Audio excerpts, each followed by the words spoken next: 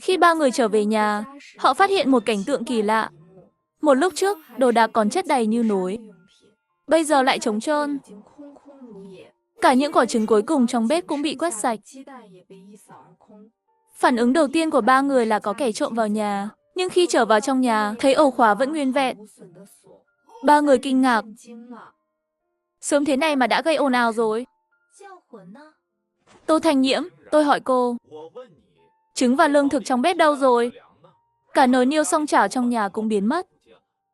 Trứng, những thứ tôi ăn đều là do tôi bỏ tiền ra mua. Tôi mang về phòng mình rồi.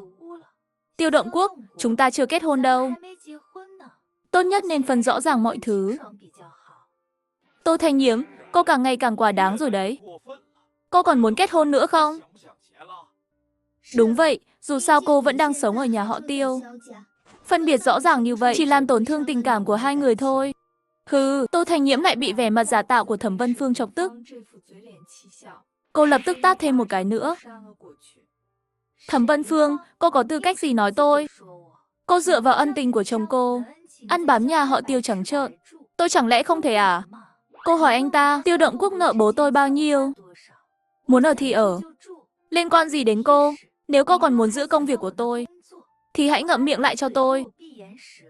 Chọc giận tôi không vui, tôi sẽ khiến cô tan tành. Thẩm Vân Phương không dám tranh cãi với Tô Thành Nhiễm.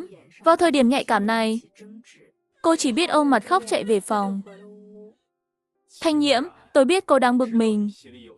Nhưng giữa tôi và Vân Phương thật sự trong sạch. Không có chuyện gì cả. Nhưng cô phải hiểu một điều. Tôi sẽ không đuổi mẹ con Vân Phương đi đâu. Còn nữa, đợi mẹ tôi về, chúng ta sẽ đi đăng ký kết hôn. Nhưng chúng ta miễn bàn tiệc cưới. Tôi sợ ảnh hưởng không tốt. Cô nghĩ hay thật đấy. Vấn đề là mẹ cô khi nào mới về. Lý do Tô Thành Nhiễm sốt ruột muốn Trương Quế Lan về là vì cô ấy sắp xuống nông thôn rồi.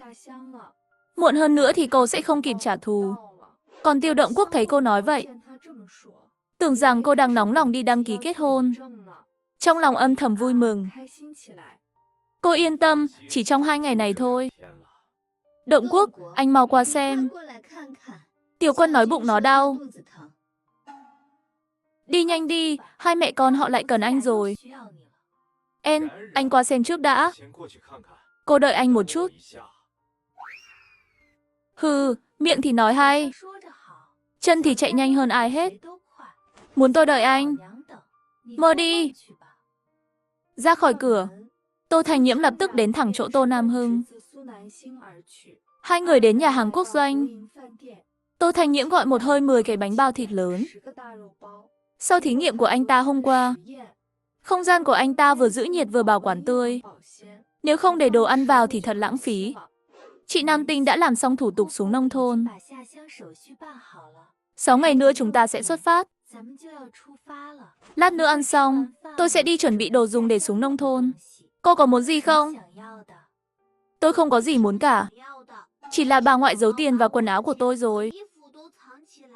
Tôi không lấy lại được. Trong vài ngày tới, cô đừng nói gì cũng đừng làm gì cả. Khi chị gái chuẩn bị xong đồ đạc sẽ đến đón cô. Những thứ đó, đến lúc đó chị sẽ nghĩ cách. Ban đầu định vì nể mặt chị dâu mà không truy cứu. Nhưng bây giờ họ lại bắt bẻ cả chuyện ăn uống, mặc quần áo của một đứa trẻ. Những thứ nhà họ Tô cho, nhất định phải lấy lại. Đúng rồi, chị gái. Nơi chúng ta xuống nông thôn có gần với bố mẹ kế của tôi không? Gần, nhưng khi chúng ta đến đó, tạm thời phải giả vờ không quen biết. Có thể trong một thời gian ngắn cũng không thể đưa cô đi gặp họ. Tuy tôi không hiểu lắm, nhưng tôi tin tưởng chị gái. Sau khi tạm biệt Tô Nam Tinh, Tô Thành Nhiễm cầm túi đi về phía trạm nương dầu.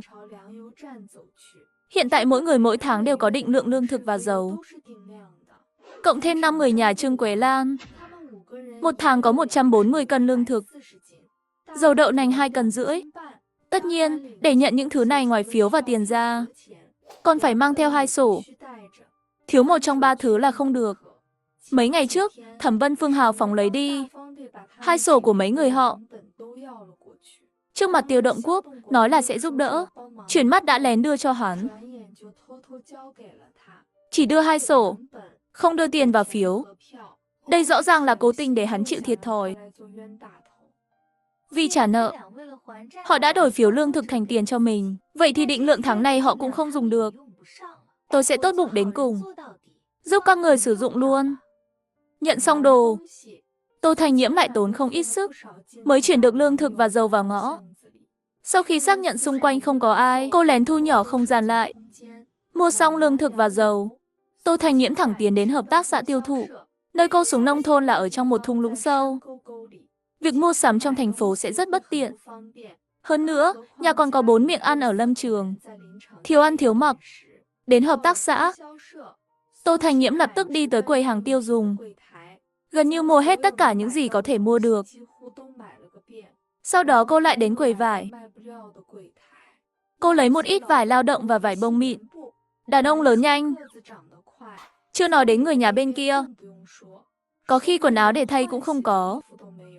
Mua xong vải, phiếu vải còn lại, Tô Thành Nhiễm đều dùng để mua tất.